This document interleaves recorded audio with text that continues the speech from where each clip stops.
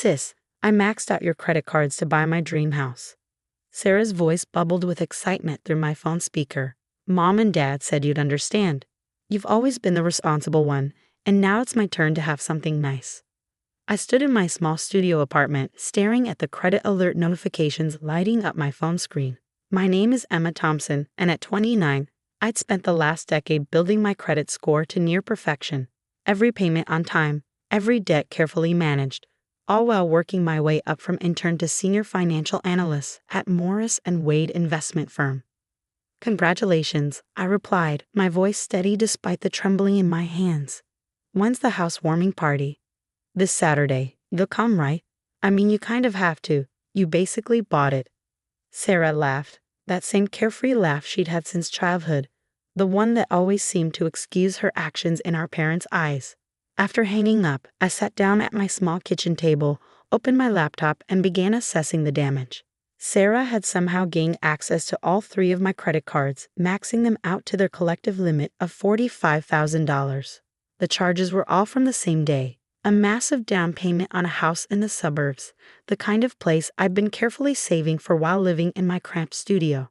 My phone buzzed again. This time, it was my mother. Emma, honey, don't be upset with Sarah. She really needed this. You know how hard it's been for her since she quit her job to focus on her influencer career. This house will be perfect for her content. I closed my eyes, remembering all the times my parents had justified Sarah's behavior. When she borrowed my college fund for her failed boutique venture, when she took my car and totaled it, leading to my insurance being canceled. Each time, the refrain was the same. Be understanding, Emma. Sarah's following her dreams. You're the stable one. You can handle it. But this time was different. This time, I had proof and a plan. What Sarah didn't know was that 6 months ago, after she tried to take out a loan in my name, I'd installed security cameras in my apartment. I had footage of her breaking in, rummaging through my desk, and finding my credit card information. I also had emails from my parents warning me that Sarah might need to borrow some money and urging me not to make things difficult. More importantly, I had something else: leverage. My position at Morris & Wade wasn't just about analyzing investments. I'd spent years building relationships with real estate developers, understanding market trends, and quietly laying the groundwork for my own investments. The house Sarah had just bought using my credit. It was part of a development project I'd been consulting on. The real estate agent was my colleague's wife. The property manager was my former college roommate. As I scrolled through my phone, another message popped up, this time from Sarah's Instagram. Dreams do come true. Can't wait to show everyone my new home at Saturday's housewarming party. #bliss, #new chapter, #dreamhouse. I smiled, screenshotted the post, and added it to my growing file of evidence. Then I made 3 calls, one to my lawyer, one to the real estate agent, and one to accept the invitation to Sarah's housewarming party. The next few days passed in a blur of preparation. Sarah's social media was filled with photos of her shopping for furniture, picking out curtains, and posting inspirational quotes about claiming what you deserve. My parents called several times, alternating between guilt trips and attempts at rationalization. Emma, you need to sign these papers for Sarah's mortgage, my father insisted during one call. It's just a formality. You know she's good for it. Of course, Dad, I replied. I'll bring everything to the housewarming party. We can take care of it all then. The day of the party arrived bright and sunny. I parked my modest car among the luxury vehicles lining the suburban street, watching Sarah flit from guest to guest in a designer dress that probably cost more than my monthly rent. Our parents stood proudly by her side, beaming as she showed off the granite countertops and custom cabinetry. Emma, Sarah squealed when she saw me, rushing over for a hug as though she hadn't just committed credit card fraud. Isn't it amazing? I can totally pay you back once my lifestyle blog takes off. Mom and Dad said you're fine waiting, right? I hugged her back, feeling the expensive fabric of her dress. Actually, I have something for you. A housewarming gift, you could say. Sarah's eyes lit up. She'd always loved gifts, especially when they came at someone else's expense. Really? You didn't have to. I mean, you already helped with the house. She giggled, gesturing at my maxed-out credit cards. Oh, but I insist, I said, reaching into my bag. In fact, Why don't we gather everyone around? Mom, Dad, could you join us? I think the whole family should be here for this. My parents exchanged nervous glances but made their way over. They knew that tone in my voice. It was the same one I'd used when I discovered Sarah had stolen my college fund. The one that meant I wasn't going to quietly clean up her mess this time. As a small crowd gathered, drawn by Sarah's excited squeals about a surprise gift, I pulled out a thick manila envelope. Sarah, you always say family helps family, right? Bet we should share our blessings. She nodded enthusiastically, already reaching for the envelope. Totally. That's why I knew you wouldn't mind about the credit cards. We're sisters. Well then, I said, my voice carrying across the marble-floored foyer, let me share something with you. I opened the envelope and began removing its contents, laying them out on the elegant entryway table one by one. The security camera footage of Sarah breaking into my apartment, printed in clear, color photos. The credit card statements showing the fraudulent charges. The emails from our parents conspiring to use my credit. The Instagram posts where Sarah bragged about her new house. Helpfully time-stamped and notarized. And finally, the piece de resistance. Documentation showing my connection to the development project, the real estate company, and most importantly, the property itself. Sarah's face shifted from excitement to confusion to horror as she realized what she was seeing. Our mother gasped, clutching her designer handbag like a shield. Our father started to speak, but I held up my hand. I'm not done, I said calmly. There's more to my gift. I pulled out the final document, a letter from my lawyer outlining exactly how much trouble Sarah was in for credit card fraud, identity theft, and breaking and entering. The letter also detailed my parents' liability for aiding and abetting these crimes. You see, Sarah, I continued, my voice clear in the now silent room, when you decided to borrow my credit cards, you didn't just commit fraud. You did it to buy a house in a development where I'm an investor. Every document you signed, every form you submitted, every piece of paperwork you forged, it all crossed my desk eventually. The color drained from Sarah's face as the implications sank in. Our mother stepped forward, already launching into her familiar defense. Emma, you're being dramatic. Sarah just needed a little help. No, Mom, I cut her off. What Sarah needs is to face consequences for once in her life. And what you and Dad need is to stop enabling her. I turned back to Sarah, who had sunk into one of her new designer chairs, her perfect housewarming party crumbling around her. So here's what's going to happen. You have two choices. Either you can face criminal charges for fraud, which given the amount of money involved and the clear evidence I have, will likely mean jail time. I paused, letting that sink in. Sarah's eyes were wide with fear now, her earlier bravado completely gone.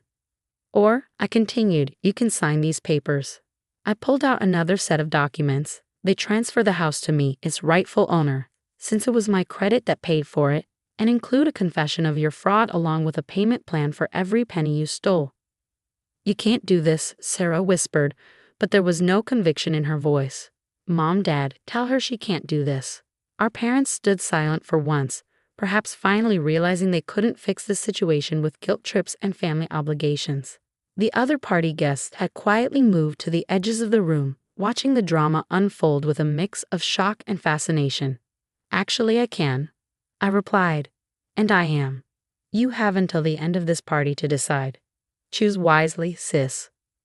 With that, I picked up my bag and walked toward the door, pausing only to take one last look at the house Sarah had thought would be her dream come true. Oh, and Sarah, consider this the last gift I'll ever give you. Family helps family, right? The sound of Sarah's sobs followed me out the door, but for the first time in my life, I didn't turn back to fix her mess. Sometimes, the best gift you can give someone is the chance to finally face reality. The next morning, my phone erupted with notifications. Sarah had spent the night posting tearful Instagram stories about family betrayal and forgiveness, carefully crafting her narrative to paint herself as the victim. Each post was more dramatic than the last, complete with carefully filtered selfies showcasing her mascara-stained cheeks. I sipped my coffee, watching the family drama unfold on my screen. My parents had called 17 times since I left the party, leaving increasingly desperate voicemails. Emma, please, my mother's latest message pleaded. We can work this out as a family. Sarah made a mistake, but she's your sister. Think about what this will do to her future. I thought about my own future, the one I carefully built while Sarah coasted through life on family sympathy and second chances.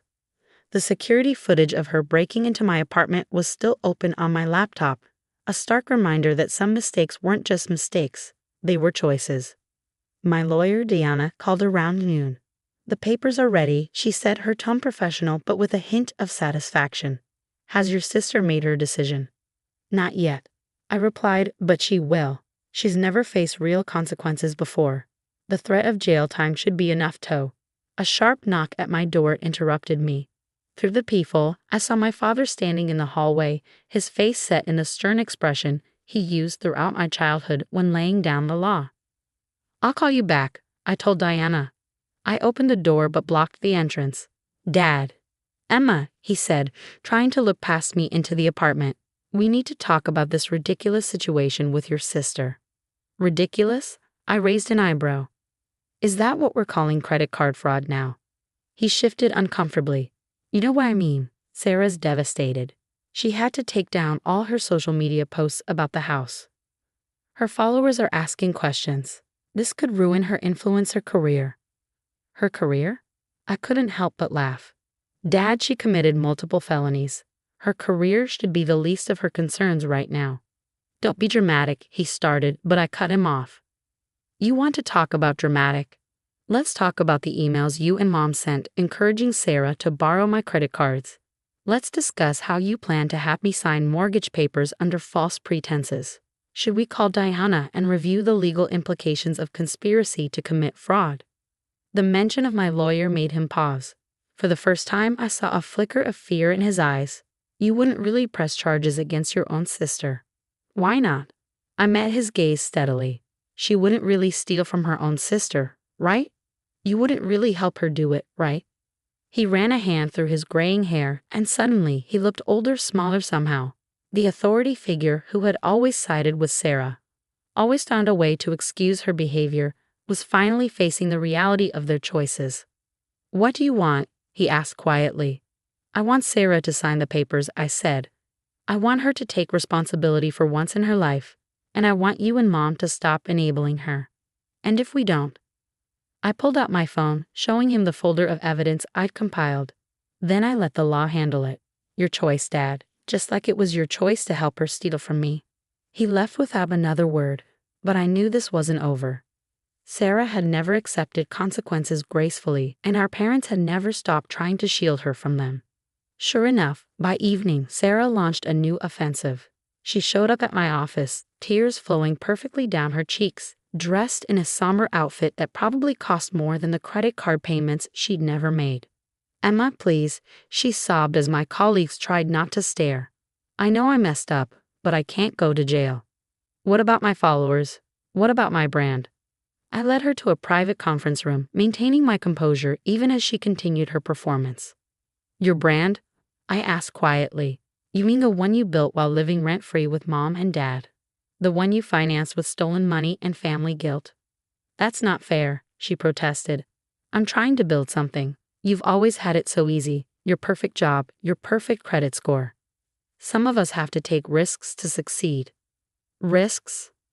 I opened my laptop, pulling up the security footage. "Is that what we're calling breaking and entering now? Taking risks?" She fell silent, watching herself on screen as she rifled through my desk, triumphantly holding up my credit card information. "Here's the thing, Sarah," I continued, my voice level. "I don't care about your brand.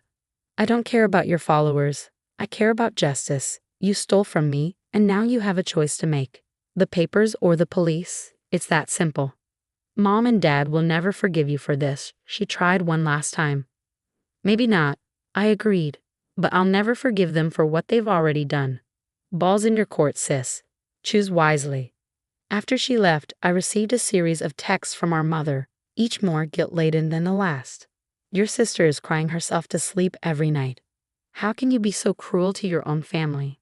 We raised you better than this." I finally responded with a single message. "Yes, you did raise me better than theft and fraud. Pity you didn't do the same for Sarah." That night, as I reviewed the transfer papers with Diana over a video call, she pointed out something interesting in the property records. "Your parents took out a second mortgage on their house last week," she said, Right after Sarah used your credit cards. Let me guess, I said, the pieces clicking into place. They were planning to help her pay off my cards slowly, hoping I wouldn't notice the charges until it was too late. Exactly. They were in on this from the start, Emma. This wasn't just Sarah being impulsive. This was a calculated family decision, one that deliberately excluded you. I thought about all the family dinners I'd missed because I was working late, all the vacations I'd skipped to build my savings, all the times I'd heard Emma will understand when Sarah needed something at my expense. Send me everything you have, I told Diana. Every email, every document, every record. It's time my family learned that understanding doesn't mean accepting abuse. As I ended the call, my phone lit up with a message from Sarah. No tears this time, no manipulation. Just 2 words that told me she'd finally understood the gravity of her situation. I'll sign. The signing was scheduled for 10 a.m. at Diana's office. I'd arrived early, watching through the floor-to-ceiling windows as dark clouds gathered over the city skyline. Appropriate weather for what was about to unfold. Sarah showed up exactly 13 minutes late, our parents flanking her like bodyguards. She had traded her usual designer outfits for a simple black dress, playing the part of the repentant sister. But I caught the familiar gleam in her eye, the one that usually meant she had an ace up her sleeve. Before we start, Sarah announced, pulling out a folder of her own, I have something to show Emma. Diana started to object, but I held up my hand. Let's see what she's got. Sarah spread several documents across the conference table with theatrical flair. Remember when you helped me start my first business, that boutique that failed? Well, I kept every paper you signed, including this. She pointed to a document bearing my signature. You agreed to be a guarantor for all my business ventures, past, present, and future. So if I go down for fraud, you're coming with me. Our mother smiled triumphantly. Our father crossed his arms, looking pleased for the first time since the housewarming party. I picked up the paper, examining my signature carefully while Sarah continued her speech about family loyalty and mutual destruction. When she finally paused for breath, I looked up at Diana and nodded. Show them, I said quietly. Diana opened her laptop, turning it to face my family. On the screen was a video from 6 years ago, security footage from my first apartment. It showed Sarah at my desk, practicing my signature over and over, getting better with each attempt. I knew about the forgery, I said, my voice steady. I've known about every document you've faked in my name, every signature you've practiced, every scheme you've planned. Why do you think I installed cameras in the first place? Sarah's smug expression cracked. You're bluffing. This isn't. October 15th, 2019, I cut her off. You broke into my apartment while I was at work, used my computer to print blank contracts, and spent 2 hours perfecting my signature. I have it all on video, just like I have footage of you stealing my credit card information last week. I turned to her parents, who had gone very still, and I have every email you sent encouraging her, every text message planning how to hide the theft, every piece of evidence showing this wasn't just Sarah acting alone. This was a family conspiracy. Why didn't you stop her? My mother whispered. If you knew all along. Because I needed to know how far you'd go, I replied. I needed to understand if there were any limits to how much you'd let her take from me. Apparently, there weren't. Diana cleared her throat, sliding the real transfer papers across the table. Your attempt at blackmail has been noted and added to our evidence file. Now, shall we proceed with the original agreement, or would you prefer to take this matter to court? Sarah's hands trembled as she stared at the papers. The fake documents she'd brought lay forgotten, her failed power play hanging heavy in the air. Sign them, our father said suddenly, his voice gruff. Sign them and let's end this. Dad, Sarah turned to him in shock. But you said. I said we try it your way, he cut her off. It didn't work. Sign the papers before your sister decides jail time is better than a payment plan. I watched as Sarah's world crumbled around her. The sister she'd thought she could manipulate, the parents she'd expected to fix everything. The schemes she'd always relied on, none of them were working anymore. With shaking hands, she picked up the pen. Her signature was nothing like mine, messy, uncertain, real. As Diana notarized the documents, my mother made one last attempt. Emma, please, we can still fix this as a family. Sarah will pay you back slowly. We'll all work together. No, Mom, I said firmly. We're far past that now. This isn't about money anymore. This is about consequences. What do you want from me? Sarah asked quietly, looking younger than I'd seen her in years. I want you to grow up, I replied. I want you to learn that actions have consequences, and I want you to understand that family doesn't mean being a doormat for abuse. I gathered my copies of the signed papers, nodding to Diana. The house will be listed for sale next week. The proceeds will pay off my credit cards and cover the legal fees. Whatever is left will go toward your debt. You have 5 years to pay back the rest. And if I don't? Some of Sarah's defiance had crept back into her voice. Then I take everything. The evidence goes to the police, your influencer career becomes a cautionary tale about fraud, and mom and dad face charges as accessories. Your choice, just like always. Only this time, I won't be around to save you from the fallout. As I walked out of Diana's office, I heard my mother start to cry and my father try to comfort Sarah. But for the first time in my life, their pain wasn't my problem to fix. The clouds had broken outside, sunlight streaming through in bright shafts. Looking up at the clearing sky, I felt lighter than I had in years. Sometimes the heaviest chains are the ones we forge ourselves, link by link, in the name of family obligation. I've finally broken free. 1 year later, I stood in front of the house that had started it all. The sold sign swayed gently in the spring breeze, a fitting end to this chapter of our family saga. The sale had exceeded expectations, clearing my credit card debt and leaving Sarah with a smaller balance to repay. My phone buzzed, a text from Sarah. I made this month's payment early, just wanted you to know. It was a small thing, but significant. Over the past year, Sarah had made every payment on time, taken a real job at a marketing firm, and slowly begun building a life based on actual work rather than manipulation. Losing the house and facing the threat of legal consequences had finally forced her to grow up. I typed back a simple "received, thank you," and slipped my phone into my pocket. Our relationship would never be what it was before. Too much had been broken. But at least now, it was honest. My parents had gone through their own transformation. The first few months after the signing were rough, filled with guilt trip attempts and tearful voicemails about family loyalty. But when they realized I wouldn't budge, something shifted. I've been seeing a therapist, my father told me during our first coffee meeting in 6 months. She's helping me understand why we enabled Sarah for so long, why we put so much on you. My mother took longer to come around. Last week, she left a message that still played in my mind. I'm sorry, Emma, not just for what happened with Sarah, but for every time we made you feel like your boundaries didn't matter. You deserve better. Diana had kept all the evidence files just in case, but we hadn't needed them. The threat of consequences had proven more effective than the consequences themselves. The house's new owners were a young family with 2 kids. Sometimes I drove by and saw them playing in the yard, making the home their own. It felt right somehow. The house that was supposed to be Sarah's influencer backdrop had become someone else's genuine dream. My own life had changed too. The promotion I'd been working toward came through, partly because of how I'd handled the investment property situation. You showed excellent judgment and risk management skills, my boss had said. That's exactly what we need in a chief investment officer. I used part of my new salary to buy a small but elegant condo overlooking the city. No security cameras this time. I didn't need them anymore. The people who might have betrayed me had learned their lesson. Sarah's influencer career had taken a hit when she suddenly went quiet about her dream house. But she'd adapted. Her new content focused on financial responsibility and learning from mistakes. Ironic, but at least it was authentic. Your sister's latest post actually made sense. My colleague James mentioned during lunch. The one about how family love shouldn't require sacrificing your self-respect.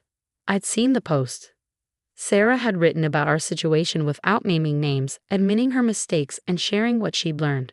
The comments were filled with similar stories of family financial abuse and the courage it took to stand up to it. Today, standing in front of the sold house one last time, I felt closure. My phone buzzed again. A calendar reminder for dinner with my parents tonight. We'd started having monthly dinners, just the 3 of us. No Sarah, no drama, just slowly rebuilding trust. They were different now. Their blind support of Sarah had been replaced by a more balanced understanding of family dynamics. They'd even started paying back their share of the money they'd helped Sarah steal without being asked. We want to make it right, my father had said. Not just the money, but everything. As I turned to leave, I caught my reflection in the car window. I looked stronger somehow, more certain. The woman who had let herself be used in the name of family obligation was gone, replaced by someone who understood that real love didn't require self-sacrifice. My mother had asked me recently if I regretted pressing charges, if I thought I'd been too harsh. I told her the truth. Sometimes the kindest thing you can do for someone is let them face the consequences of their actions. Sarah had needed to learn that lesson. So had they. I started my car, taking one last look at the house in my rearview mirror. The sold sign caught the afternoon light, glinting like a promise kept. A year ago, this house had symbolized everything wrong with my family: the theft, the lies, the manipulation. Now it represented something different: the courage to stand up for yourself, even when it hurts. As I drove away, I smiled. Sometimes happy endings don't look like what we expect. Sometimes they look like boundaries enforced, lessons learned, and new beginnings built on honest foundations. My phone buzzed one last time. A message from Diana. Dinner next week. I'm thinking of writing a book about financial abuse in families. Your story could help others. I typed back "count me in" as I headed home. After all, the best revenge isn't just success. It's using your experience to help others find their strength, too.